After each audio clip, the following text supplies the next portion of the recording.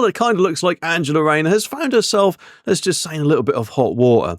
And that is because the Labour union Unite has given her the boot, suspending her over her role in this whole Birmingham bin strike debacle. And honestly, some might just say it deserves a right, and to be honest, I can't blame them. And Unite didn't hold back either, announcing they're actually rethinking their entire relationship with the Labour Party after a vote in Brighton today. And to be honest, they're fuming, claiming Angela has been back in the council that's kind of been spinning tails and smearing hard-working bin workers fighting against massive pay cuts. And get this, Sharon Graham's Unite's General Secretary wasn't actually having any of it either, because she called Angela out for not actually stepping up when she had the chance, accusing her of siding with the rogue council instead of the workers, which, to be honest, for the Labour Party, because they love to see themselves, don't they, as a party for the workers. Remember, for the many, not the few, as Jeremy Corbyn used to say. Although, to be honest, Keir Starmer has kind of done that in a way that it is for the many asylum seekers or legal boat people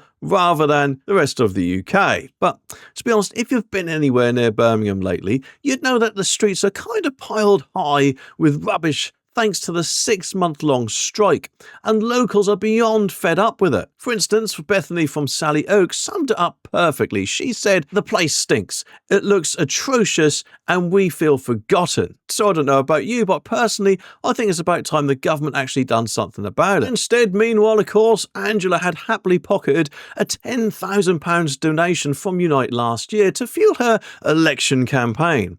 But now, she's in hot water with the very same union, and people are asking, should she give the money back? Well, I personally think she will do. Although, to be honest with you, I think we've got more chance of pigs flying. But then, of course, I guess you never know when Keir Starmer might be taking flying lessons. But to kind of top it all off, shall we say, Kevin Holland-Rake from the Conservatives kind of put the boot in, pointing out that there's probably the rats the size of cats roaming about. To be honest, you couldn't really make it up, could you? Especially in this day and age.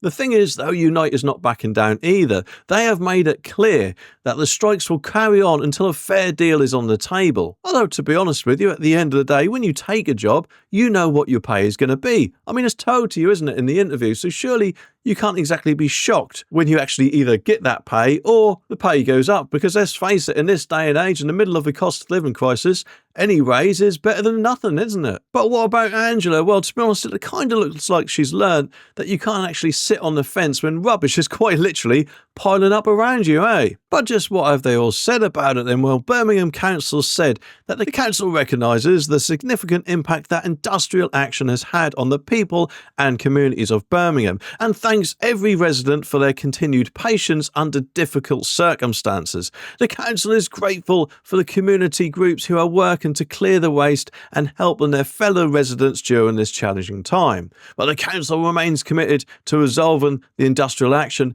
in the best interests of all parties involved. But to be honest, I don't know about you, but personally I think that this should have never been allowed to happen, especially in this day and age. And the government really does need to do something so it stops, because this is surely, if it continues, going to lead to more mess, disease, rats and whatever else, eh? Anyway, what do you think? Let me know down in the comments, and I'll be back very soon with some more videos. So make sure you click that subscribe button down there so you don't miss my next one.